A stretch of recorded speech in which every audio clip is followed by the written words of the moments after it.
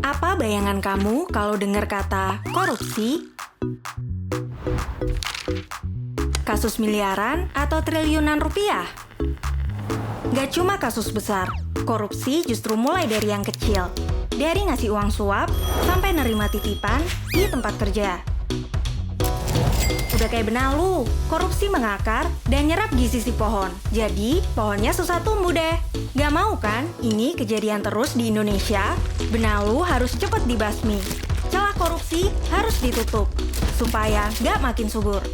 Buat mencegah, pertama, kita harus tahu dulu dong penyebab dan gimana cara cegahnya. Ini nih alasan kenapa ada survei penilaian integritas atau SPI. Lewat survei ini, kita bisa metain celah korupsi di berbagai instansi pemerintah. Ini dia, rumus buat hitung hasil survei.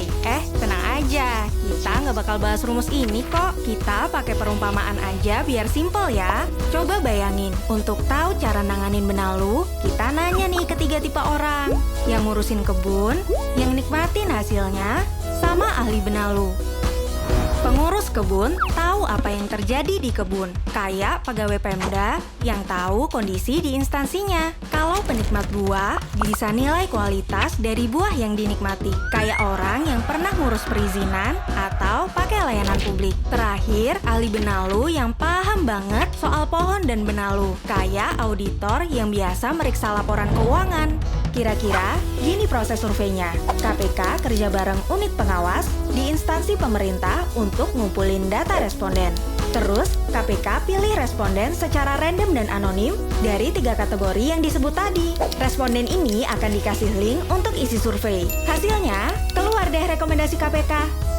Contoh rekomendasi itu kayak pengawasan pada saat promosi jabatan atau ngeluarin izin, biar nggak ada yang masukin kepentingan pribadi. Terus nih, ada 7 aspek yang dinilai di survei, dari transparansi sampai sosialisasi anti korupsi. Tenang aja, semua data SPI yang diisi oleh responden itu dilindungi undang-undang, jadi rahasia dan aman. Hasil survei ini nantinya buat tahu celah korupsi di tiap instansi pemerintah. Dengan nutupin celahnya, percaya deh, perlahan kita bisa kurangin korupsi sampai nggak bersisa. Dengan begini, kita bisa merawat Indonesia untuk tumbuh dengan baik.